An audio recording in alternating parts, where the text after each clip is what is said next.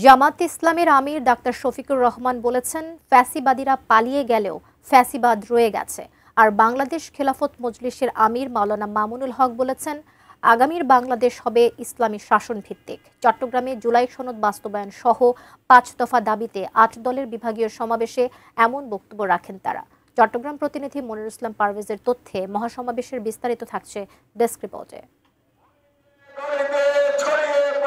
জুলাই সনদ বাস্তবায়ন ও গণভোট আয়োজন সহ ৫ দফা দাবিতে শুক্রবার চট্টগ্রামে আয়োজিত হলো জামায়াতে ইসলামী সহ ৮ দলীয় জোটের বিভাগীয় মহাসমাবেশ।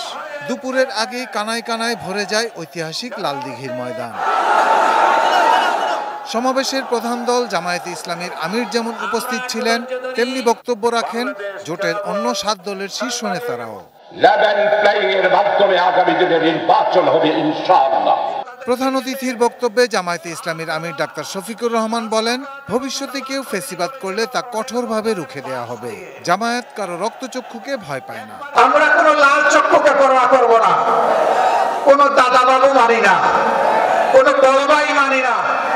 সকলের সাথে আমাদের সম্পর্ক হবে সমতা এবং পারস্পরিক সম্মানের ভিত্তিতে ইনশাআল্লাহ।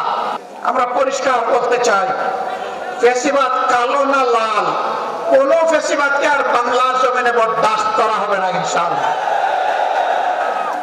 কেউ যদি ফ্যাসিবাদের ভাষায় আবার কথা বলেন, কেউ যদি আবার ফ্যাসিবাদীদের মতো আচরণ করেন, বাংলার জমিনে এই দেশের আপামর ছাত্র তরুণ মেহনতি জনতা ফ্যাসিবাদকে বরদাস্ত করবে না।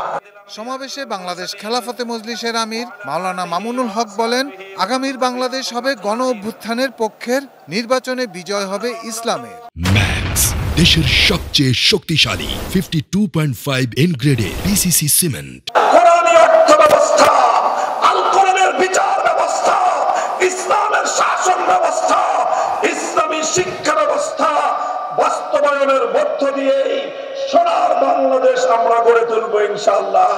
সমাবেশে বক্তব্য রাখেন ইসলামী আন্দোলনের সিনিয়র নায়েবে আমির মুফতি সৈয়দ মোহাম্মদ ফয়জুল করিম সহ জোটের অন্যান্য দলের শীর্ষ নেতারা। নির্বাচন নিয়ে ষড়যন্ত্র চলতেছে, নির্বাচনকে পিছনে হটাবার ষড়যন্ত্র চলতেছে। আমি বলবো যথা টাইমে নির্বাচন দিতে হবে।